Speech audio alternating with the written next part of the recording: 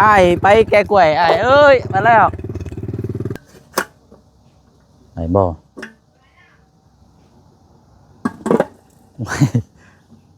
ไปเทิงพุ่นกันแล้วล่ะกวด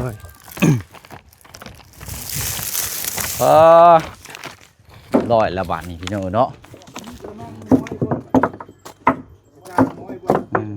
อันขาเขายังอยู่แล้วว่าล่ะโดยยังค่ะขาผู้จังไข่เมื่อวานนี่เนาะโดยพอดีเด้อเล่นขอบข้างไงนะนี่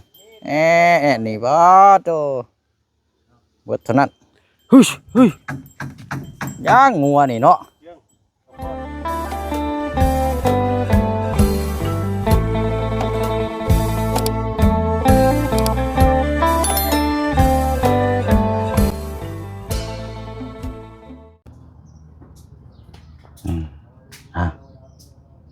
พบมาเจอกันอีกคือเก่าพี่น้องเนาะถือว่าเป็นมื้อที่เก้ามื้อนี้เนาะที่เก้าหรือว่าที่10แล้วพี่น้องที่เฮาติดตามเวียกงานเนาะสำหรับทางบ้านเฮือนซานของทางอาเจืองและก็ทางนงหังเนาะพี่น้องเนาะอยู่บ้านสะเลวขึ้นกับเมืองเซปูนแขวงสวรรณเขตเนาะกราบทักทายสบายดีและสวัสดีพ่อแม่พี่น้องเบิดสุขุสุคนเด้อพี่น้องเนาะมาพบมาเจอกันอีกคือเก่าคือเดิมเนาะทักทายสบายดีพี่น้องมื้อวันพุธมื้อนี้เนาะวันพุธวันที่17เดือน12ปี2025เนาะใกล้แล้วพี่น้องวันเวลาจ้อจี้เข้ามา ใกล้สิตกปีหน้าแล้วเนาะหรือว่าปีใหม่พี่น้องเนาะเอาจังได๋ก็ขอให้ปีใหม่นี้เนาะพี่น้องเนาะใกล้สิมาฮอดมาถึงเนี่ยก็ขอให้ทางพี่น้อง FC เฮาเบิดสุขุสุคนเด้อเนาะอยู่ภายในและก็ต่างประเทศเนาะพี่น้องเนาะขอให้มีแต่ความสุขความเจริญในเวียกงานการสร้างเนาะในครอบในครัวก็ขอให้มีแต่อายุมั่นขวัญยืนตลอดปีและตลอดไปนะพี่น้องเนาะเดี๋ยวเราไปติดตามเบิ่งนำกันอีกมื้อนี้พี่น้องเนาะสำหรับทางสร้างเวียกงานเนาะบ้านของทางอาเจืองแต่ว่าก่อนอื่นเนาะบ่เสียงซื้อน้ำมาไว้ให้ทางสร้างแล้วก็ทางเพื่อทีมงานมาและพี่น้อยมือเทื่อละ2แพ็คมื้อนี้ก็ซื้อมาอีก2แพ็คเนาะเดี๋ยวให้ทางอาเจืองเอาไปอาเจืองมาเดี๋ยวเอาน้ำไปล่ะเอาเนาะสบายดีเนาะมื้อนี้มื้อวันที่ยังมื้อนี้16บ่คือ17เนาะแต่ว่าที่เฮาติดตามทั้งเพื่อนทั้งบ้านนี่เก้ามื้อนี้บ่ได้บ่เต้โดยโอเคเอาถือว่าเป็นมื้อนี้มื้อที่9เนาะโดยป้าเดี๋ยวไปพูดไปคุยน้ำกันเบิ่งน้ำกันอีกเปิดเอาน้ำด้วยล่ะโดยกระดอนตอนนั้นเจ้าสิเอาไว้ใส่อยู่บ่โดยเอาขึ้นไปดึงออกมาก่อนก็ได้ใช่ไปตั้งแต่มันสิอันน้ำยังไม่ไหม้หรอกตัวนี้นะเพราะว่าเอาน้ำตัวนั้นใส่ล้างน้ำล้างกระจกรถโดย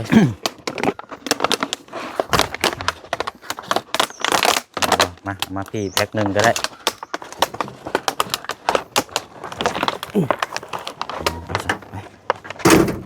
เดี๋ยวมาเช็ดหอมนี่ก่อนคุณลืมก่อน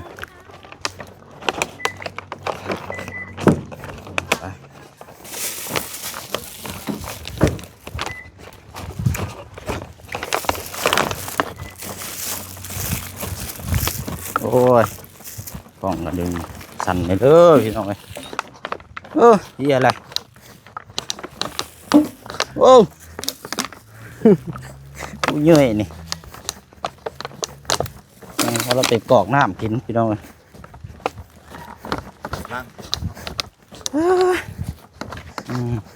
นั่งซาเล้งคักแท้ทางนี้กันดีนี่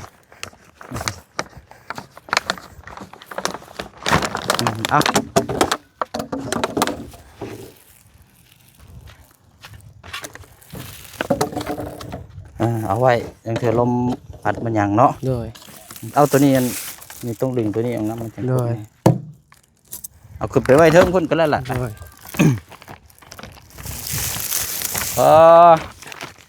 ลอยละบาทนี่พี่น้องเนาะขาแล้วบ่รอดแล้วมือนี้เนาะมันคือเอียงแท้มันล่มบ่นี่น้ำเด้อปึ๊บ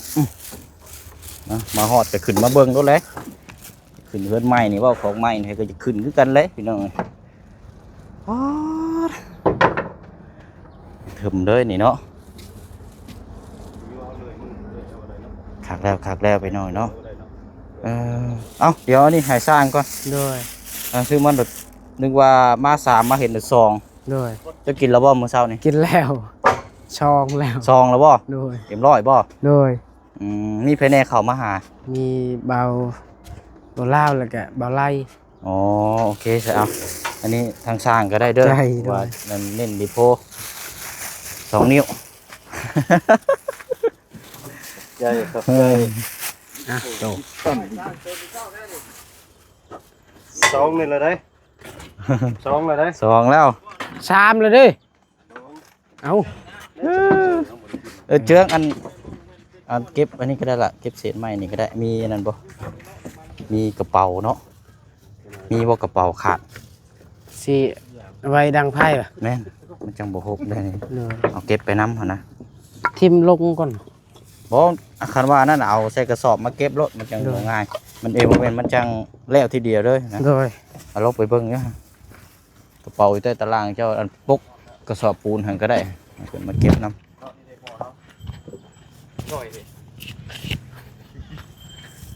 ได้หมดหรือเปล่า ใช่นะ โอ้หาหนูมาขัวอีกบ่รอดแล้วมื้อนี้หาไม้เด้อหาหม้อมาไม้เด้อเขามาอยากได้หนูบ่เอาได้อ่า หมอมีแต่อันหนึงแหละ ไก่ก็มาเห็ดไก่ว่าโอ้ไก่เห็ดไก่จะน้ำครับ หนึ่งไก่ใต้น้ำเนาะแม่นนั่นแหละคักอยู่ได้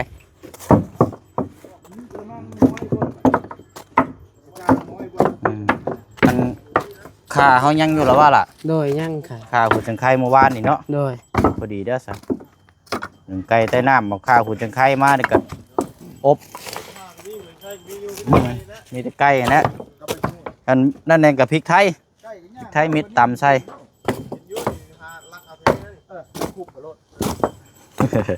บอกมาเมลงไก่กับเฮียพ่อเอง ช่วยอีกได้อบ่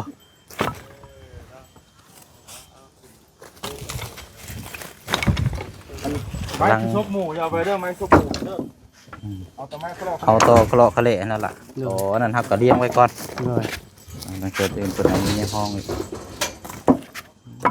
กำลังเดินสีนัวเนาะสีนัวใส่4 โตว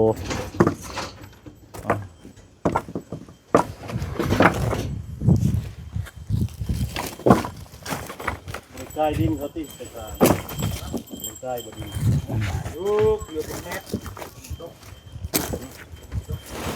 เอาเบิ่งด้วยตาเขากันนะเนี่ยให้เอาไก่มันบอกนะ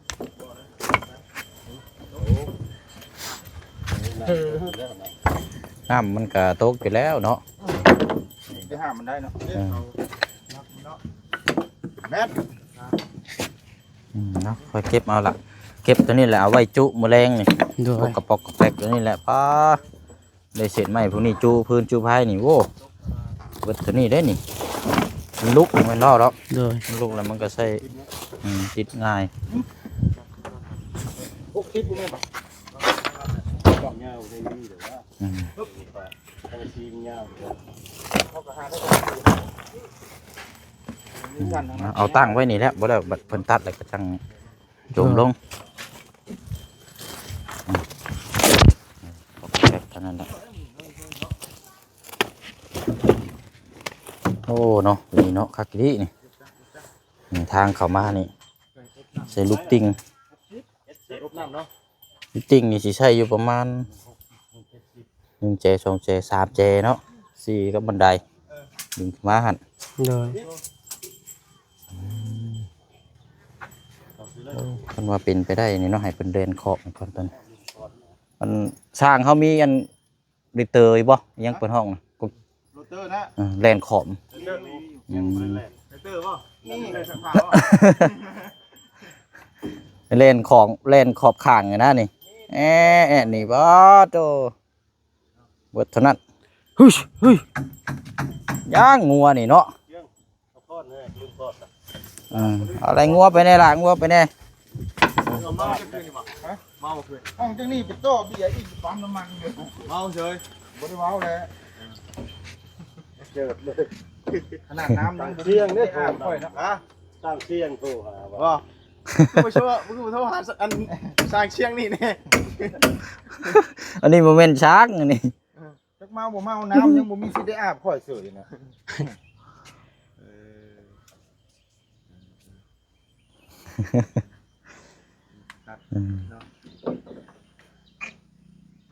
ตะปูเฮาเนาะเป็นจังได๋กะพ่ออยู่บ่ โดยพ่ออยู่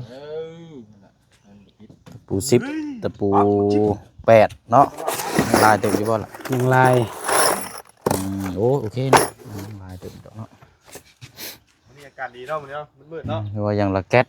มองไม้ตัวนี้มันอ้วนนะแต่มันกระดันขึ้นน้ำพอดีบวกกันสองอย่าง มื้อนี้รุ่นน้ำกันหลังคาเนาะ โดย เครื่องห้างหลังคาแล้วก็รุ่นน้ำไม้นี่แหละไม้นี่สิพอหรือบ่ แล้วก็ต้องมาตัวนี้น้ำอีกเด้อนี่เนาะ โดย ติดตั้งตัวกั้นตัวนี้อีกนี่ เกี่ยวยืนจังให้เพิ่น อ่า ส่งมองไปได้น้ำตีบ่ได้จับตีบ่ได้ดิ้นตี เบิ่งเด้อจับดีๆเด้อเดี๋ยวลงไปเดี๋ยวไปลงกดอันปุ่มสตาร์ทได้ โดย จวดโดนตัวแห้งได้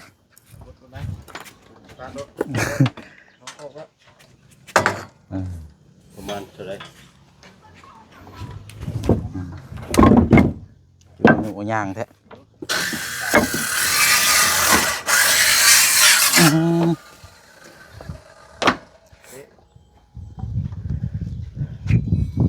ขีดก็ขีดละปาดเบิ่งมันสูงเหลือเกิน ยิงตัวเดียวนะฮะมันลงห้องก็พอดีด้วยนะ ห้องเลยพวกนี้ผมเห็นบ่ไม่มันโกง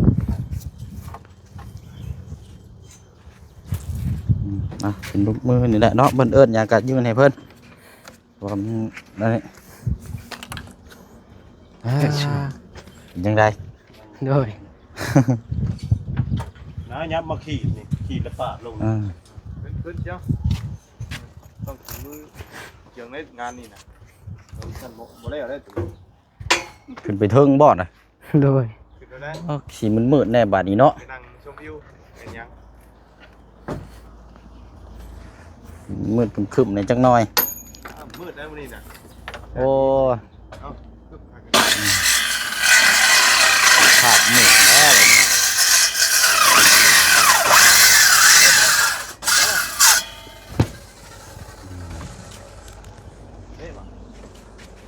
โอ้ครับไปหน่อยเนาะเป็นมิติใหม่หลังคากะเพราะว่าย่นข้างหลังมาข้างหน้านี่แหละเนาะหรือว่าเอาหน้านี่ประมาณ2 เมตร 70 เซนข้างหลังนี่7 เมตร 20เอา ปาดตัวนี้แล้ว สมเบึงน้ำกันกำลังติดตั้งต่อเฮือนใหญ่อยู่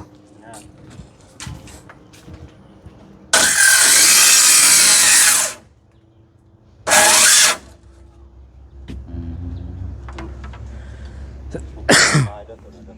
เป็นบ่ซ้ำเดียวแตกมาแล้วแม่8เซน เบิ่งเด้อพายุข้างล่างไม่ตกใช่ได้ เป็นบ่ซิวกันเลย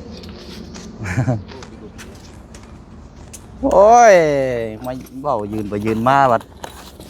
ขาซึกโจมตีระบาดห่อนท้องบ่บาบบ่แบบแท้นี่เป็นอย่างน้อบาด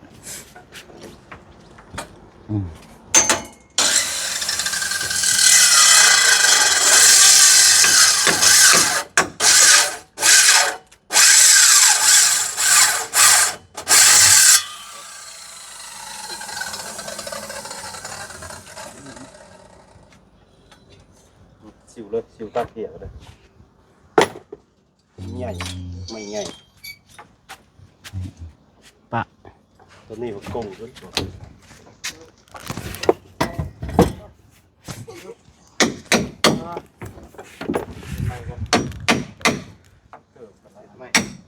ไม่เสร็จต่อ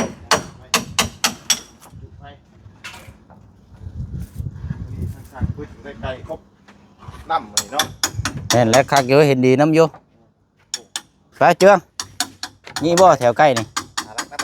ใกล้บ่ ไก่เดี๋ยวที่ได้เอาคนนี้มาแล้ว บ่มีแล้ว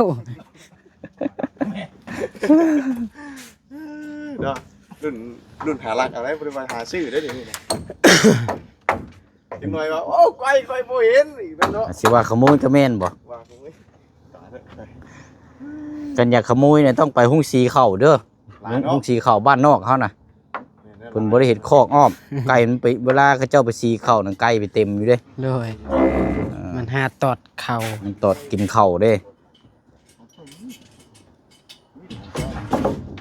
นะเดี๋ยวเบิ่งตรงนี้ก่อนจังหน่อย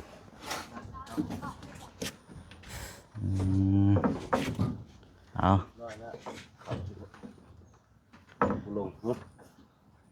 อยู่ปาดบ่พอดีเนาะ เตรียมน้ำมันไปให้เจียว เดี๋ยวบ่าวให้ไปซอยแกกล้วยเลย สวยเก๋กล้วย โดย อืม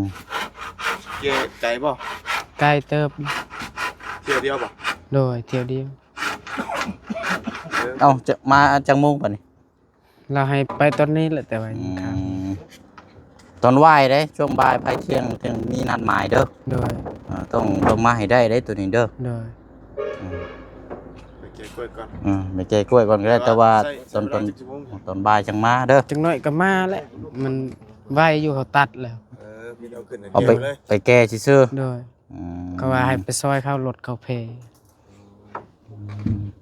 ผมเป็นยังไปได้อยู่เนาะ โดย นั่นก็จบจังนี้ก็จังไป แต่ว่าช่วงบ่ายโมงหรือว่าเที่ยงครึ่งๆนี่ต้องกลับมาพี่ก่อนเด้อต้องมีนัดหมายเฮาเบิ่งนำกันอ่า เก๋กล้วย ไปทำกันเลยไปแล้ว ไปซอยเด้เอาแห้ง โดย แห้งเอา แฮง เอา ไปเดี๋ยวลงข้างล่างก่อนจบอยู่ข้างล่างก่อน เดี๋ยวสิอยู่น้ำช่างมึง เนาะอันนี้น่าจะเป็นแม่บันไดตัวนี้เนาะบันไดตรงคือ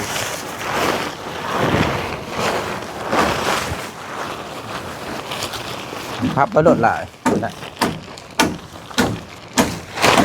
เบิ่มเนาะกันว่านั่นกัน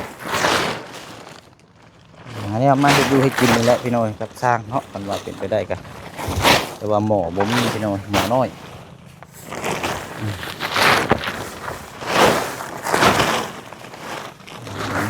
น้อย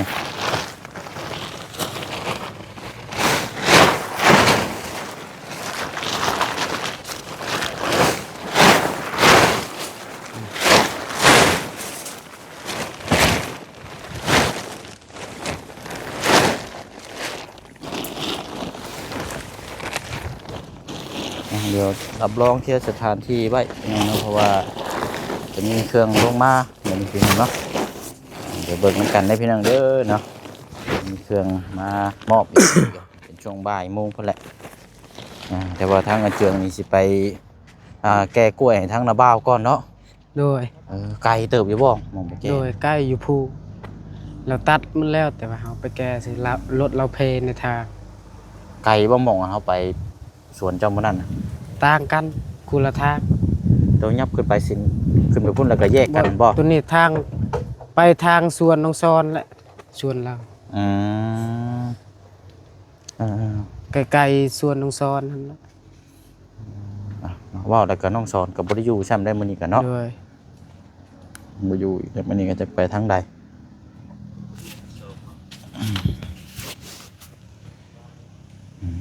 ใจน้องหางอยู่เทิงบ่นอนบ่ลูกเจ้าน อนไปจ้ะ อยู่ไส ห้างทำไมหลับพลัง เอาลูกนอนบ่ โดยเรานี่ บ่เป็นหยังหรอกจะถามซื่อๆหรอกเอาอันบักปลาเพิ่นนอนเลยก็ได้ โดย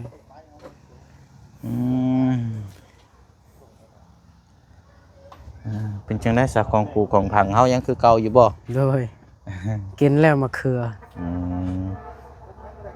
ดูแลหาแนวมากี่ปกกี่พุ่นมาใส่น้ โดย ำน้ำพุ่นในน้ำหาแหละเนาะน้ำในก็สบายอยู่ดอกบัดนี้ทั้งเปิดใส่เพื่อทั้งน้องอ่อนพุ่นเนาะ โดย พอได้หดพอได้อันนี้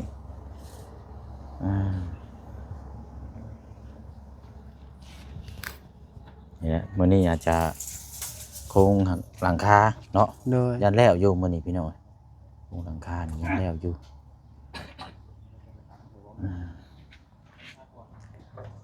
แล้วก็แม่นไปสร้างเพิ่นสิไล่ตัวนี้หรือว่าจังไดก็จังว่ากันอีกตัวหนึงเนาะ โดย เฮ็ดไปตามสเต็ปเพิ่น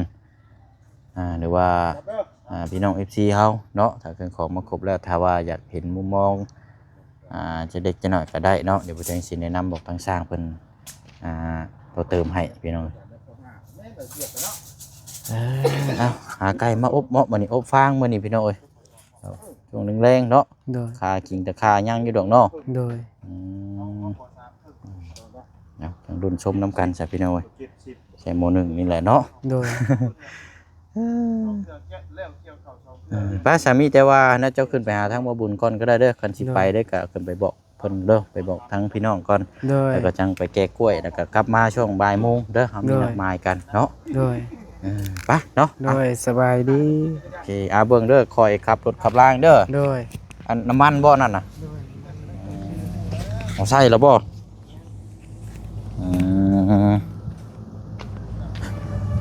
โอ้น้ำมันเนาะ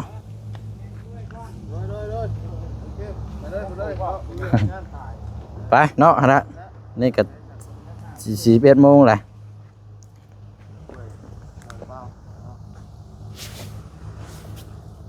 เติมน้ำมันบ่บัดนี้เอาใส่รถใส่หมวกกันน็อกส่วนกล้วยมีตำรวจดิฮะ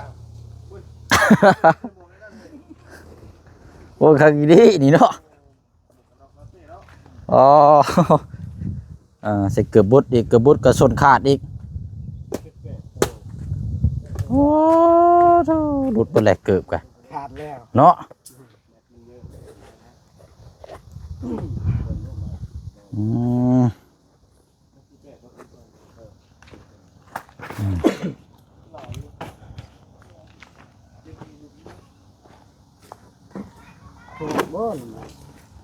ไปขาไปฮอดขามาบ่รอดได้ดิ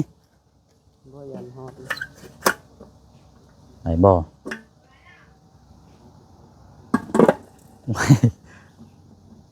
ตุ๊กกวดเท่าไรนี่น่ะ 10,000 ฮะ 10,000 นี่น้อยได้กวดสติงได้นี่เนาะใส่หลายเติบบ่เฮ้ยบ่เห็นไปสั่งเห็นน้อยเดียวเนาะไปเนาะลุยบาดนี้ไปแก้กล้วยไอ้ทางนาบ่าวรถเราเสียพี่น้อยแล้วก็จังว่าการพบเจอกันช่วงเที่ยงในช่วงบ่ายและพี่น้อยเนาะใส่ยันบงอยู่แต่ว่ามันแห้งได้ใส่สเตอร์ใหญ่รถมันก็ได้แห้งนะ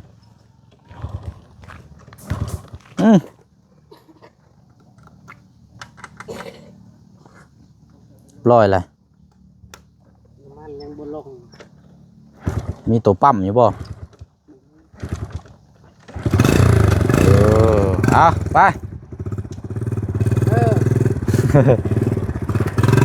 ไอ้ไปแกกล้วยไอ้เอ้ยมาแล้วไอ้เวียด มีเล็กไข่บ่มีเด็กขุทั้งละมังบ่ มันคือเด็ดๆพี่น้องเนาะเอาซอยเวียกซอยงานทั้งญาติพี่น้องนำพี่น้องเนาะก็เจ้าหาเราก็จำเป็นต้องไปพี่น้องเนาะเอาแล้วก็นั่นแหละพี่น้องเนาะเขาหันมาทางนี้บัดนี้ก็ช่วงบ่ายโมงแล้วพี่น้องจังมาติดตามเบิ่งน้ำกันอีกเนาะแล้วก็มีเครื่องของมามอบเนาะเดี๋ยวรอรุ่นรอชมเบิ่งน้ำกันนะพี่น้องเด้อเนาะเดี๋ยวคลิปนี้ทางพ่อน้องเปียวลาพี่ลาน้องไปอีกคือเก่าคือเดิมได้พี่น้องเนาะพายุโจมตีแล้วพี่น้องท้องคุยอยู่บ้านนี่พี่น้องเนาะหาข้าวห้องน้ำก่อนบ้านนี้โอ้ยขอโทษขออภัยหลายๆนะพี่น้องเนาะจังเมนกินมาสั่งไปอะไรพี่น้องเนาะพบเจอกันในคลิปหน้ามอบหน้าที่นี้ให้ทางสร้างเพิ่นดำเนินการต่อแล้วก็บ่ได้พี่น้องพบเจอกันช่วงบ่ายโมงเนาะบ๊ายบายได้พี่น้องเด้อเนาะสบายดี